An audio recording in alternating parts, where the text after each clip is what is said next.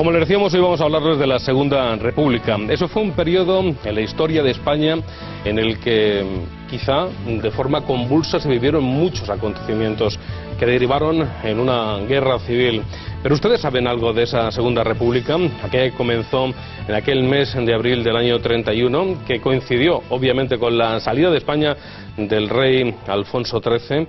La historia, como les decimos, todavía quizá sigue pasando esa factura que no se cerró en aquella época. Le vamos a hablar de ese tema. Tenemos encima de la mesa hoy muchos libros. Tenemos a Javier Castro Villacañas. Javier. Hola, muy buenas noches. Buenas noches, periodista, escritor, abogado. Javier, eres un poco de todo. Además, tienes un libro sobre la Segunda República. Sí, una biografía de Gil Robles, de José María Gil Robles.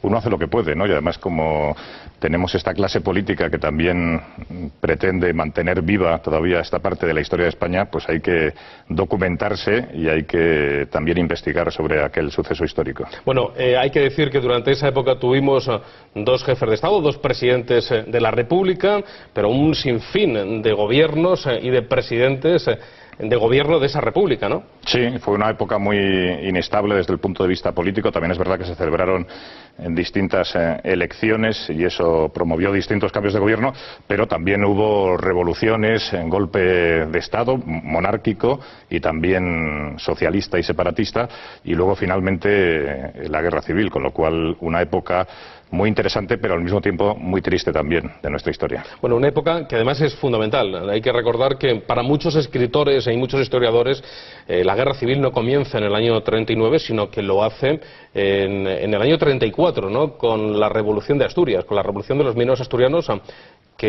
donde participan muchos líderes socialistas de la época, como el caso de Largo Caballero, que le apodan el Lenin español.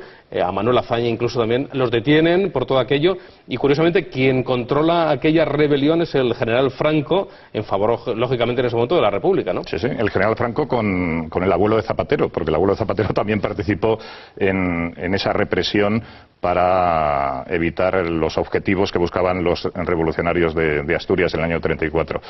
La verdad es que poner una fecha al inicio de la guerra civil, pues cada historiador tendrá la suya. Como tú señalabas, hay muchos que dicen que fue en octubre del 34. También es verdad que en el año 32 hay un golpe de Estado de los monárquicos, el golpe del general Sanjurjo. Y entonces hay también un antecedente, digamos, de intento de quiebra de la legalidad republicana. Pero ya sabes que el mito histórico del enfrentamiento de las dos Españas se esconde en la noche de los tiempos, y algunos también señalan que está en el fracaso del siglo XIX español también el origen del enfrentamiento que tuvo lugar en el siglo XX. Bueno, hay que recordar que días antes del lanzamiento se produce un acontecimiento que es la muerte de Calvo Sotelo, la muerte del teniente Castillo, que era un guardia de asalto, y luego se provoca la muerte de Calvo Sotelo. El asesinato del teniente Castillo. Y el asesinato a manos de un grupo fascista radical y por parte del teniente del cuerpo de asalto, que era quizá el preámbulo de lo que luego sería la Policía Nacional, ¿no? La Guardia de Asalto. Sí, la Policía Armada era un cuerpo de orden público de la República, era un cuerpo militar, tenía mandos militares a las órdenes de los guardias de asalto, y es verdad que se produce el asesinato del teniente Castillo. Unos días antes también había habido la represión de una manifestación en Madrid donde habían resultado muertos unos militantes falangistas, y entonces los historiadores señalan que fue una especie de revancha por el asesinato de los falangistas, el asesinato del teniente Castillo, y luego finalmente el asesinato del líder de la oposición al gobierno, el líder que en aquel momento era José Calvo Sotelo. Bueno, en esa época además hay que decir que bueno, ya se estaba fraguando lo que era la rebelión militar, los militares que estaban más con la monarquía que con la república, ¿no? Porque Franco decía que era monárquico. Franco demostró luego que era monárquico porque fue quien designó a Juan Carlos como su sucesor, con lo cual yo creo que no hay ninguna duda respecto de cuáles eran sus planteamientos políticos y doctrinales. Pero también es verdad que Franco se alza, él era capitán general en Canarias, bajo el grito de ¡Viva la República! y con la bandera republicana. El general Mola, que era el director del alzamiento, era un general republicano. Había muchos generales republicanos en el bando nacional, con lo cual es cierto que los monárquicos apoyaron el golpe de Estado, el alzamiento contra la República, pero también es verdad que había muchos militares republicanos que también apoyaron ese alzamiento. Bueno, como decíamos, quizá uno de los detonantes fue la muerte de Calvo Sotelo, la muerte del teniente Castillo a manos... O sea, lo que ocurre, y para recordar un poco los acontecimientos, es que lo primero que pasa es que asesinan al teniente Castillo cuando va hacia el cuartel de Pontejos, que es donde estaba la sede central de la Guardia de Asalto, y luego, esa misma noche, salen varias furgonetas de la Policía Nacional, de esa Policía Nacional, de esa Guardia de Asalto, y entre otros van a buscar a Calvo Sotelo a su casa, a la calle Velázquez, suben a su casa y ahí es donde le detienen, se lo llevan y luego le dejan en el cementerio, o sea, el cadáver, o sea, que no se cortan un pelo, ¿no? Sí, el 13 de julio del 36 van... En la madrugada, porque eran las 2 de la mañana, sí, ¿no? Sí, van en primer lugar al domicilio de José María Gil Robles. No se encontraba en Madrid porque había salido de Madrid para llevar a su familia de veraneo, me parece que era a Biarritz, con lo cual él se encontraba ya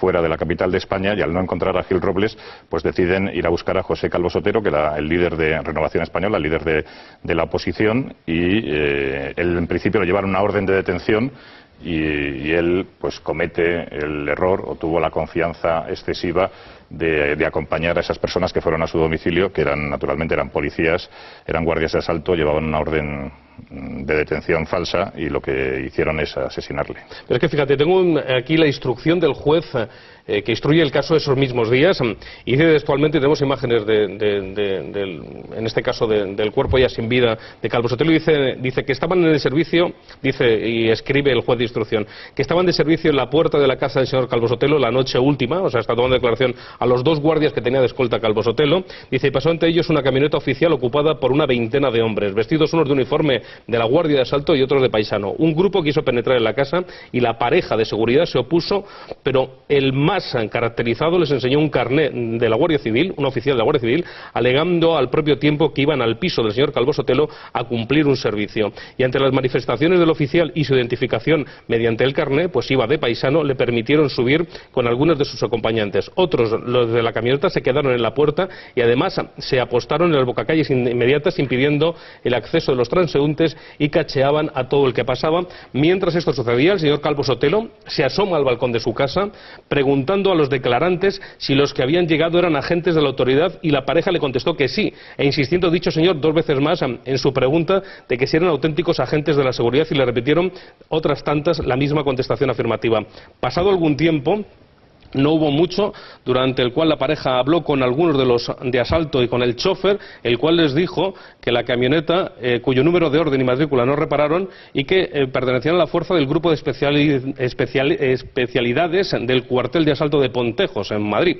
Y bajó a la calle el señor Calvo Sotelo con el oficial y los demás que habían subido al piso, y el portero de la casa y la señora de compañía y el botón de la familia, y volvió a ocuparse la camioneta por los que en ella habían llegado, quedando en tierra el oficial y el señor Calvo Sotelo, al cual invitó a aquel a subir, y el señor Calvo Sotelo se abstuvo preguntando, ¿usted, capitán, no sube? El oficial le contestó, sí, ahora mismo. Y entonces subió el señor Calvo Sotelo ocupando una de las banquetas, y luego el oficial, y seguidamente arrancó el vehículo hacia dirección la calle Alcalá. Esto es lo que sucedió. O sea, y luego aparece horas después el cuerpo sin vida en el cementerio.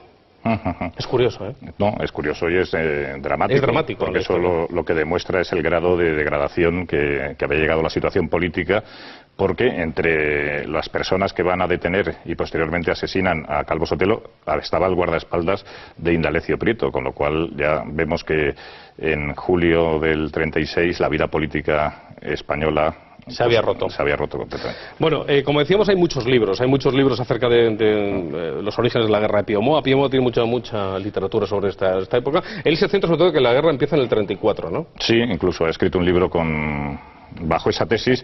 Pío Moa representa un poco la corriente historiográfica que cuestiona lo que de alguna manera ha pasado a ser la historia oficial, ¿no?, que presentaba el régimen de la Segunda República como un régimen perfecto, con el cumplimiento de todos los requisitos democráticos, y él naturalmente pues ha levantado la bandera de la investigación histórica oponiéndose a esa tesis. Junto a él pues han aparecido también otra serie de historiadores y de investigadores, por ejemplo el caso de nuestro compañero José Javier Esparza, que ha escrito este libro El terror rojo en España. También habla de lo que él denomina como el terror blanco, que es la represión que se ejerció por parte de las tropas nacionales. Hay muchísimos libros.